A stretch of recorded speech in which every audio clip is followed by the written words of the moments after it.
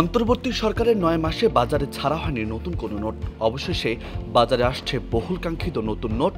আগামী ২৫ অথবা ২৬ মে পাওয়া যেতে পারে ২০ ও ৫০ টাকার নোট। তবে ১০০০ টাকার নোটের জন্য অপেক্ষা করতে হবে ১ জুন পর্যন্ত। সব মিলে প্রথম ধাপে ছাড়া হচ্ছে মোট ১,০০০ কোটি টাকার নোট।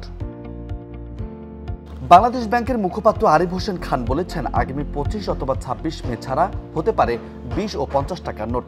সপ্তাহখানেকের মধ্যে ১ জুন বাজারে আসতে পারে নতুন ডিজাইনের ১,০০০ টাকার নোট, যাতে যুক্ত করা হয়েছে মোট ৮টি নিরাপত্তা বৈশিষ্ট্য। সব মিলিয়ে প্রথম ধাপে বাজারে ছাড়া হবে ১,০০০ কোটি টাকা। আর নকশায় প্রাধান্য পাচ্ছে জুলাই অভ্যুত্থান ও বাংলাদেশের ইতিহাস ঐতিহ্য। ২টি সরকারি ও ৭টি ব্যাংক নোট বাজারে চালু আছে ৯টি কাগজের মুদ্রায়, যার সবগুলোই শেখ মুজিবুর রহমানের ছবি সংবলিত। জুলাই অভ্যুত্থানের পর এসব নোট পরিবর্তনের দাবি ওঠে বিভিন্ন মহল থেকে। নতুন সরকার দায়িত্ব নিয়ে সেই কার্যক্রম শুরু করলেও সময় লেগে যায় নানা কারণে। অবশ্য আরিফ হোসেন খান জানান, ধাপে ধাপে আনা হবে বাকি মুদ্রাগুলো। ঈদের আগেও পরে বাজারে আসা এসব নোটের কোনোটিতে থাকছে না শেখ মুজিবুর রহমানের ছবি। জুলাই বিপ্লবের শহীদ, তারুণ্য, সুন্দরবন, ঐতিহ্য এবং সংস্কৃতির বিভিন্ন বিষয় থাকছে নোটের নকশায়।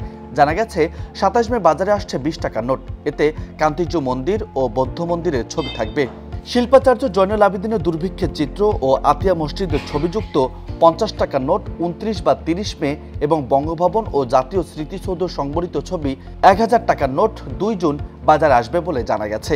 ইউরোপ থেকে কাগজ সরবরাহের বিলম্ব হওয়ায় আবু সাইদ ও মুগ্ধের অবয়ব সংবলিত ৫ টাকার নোট বাজারে আসবে ঈদের পর।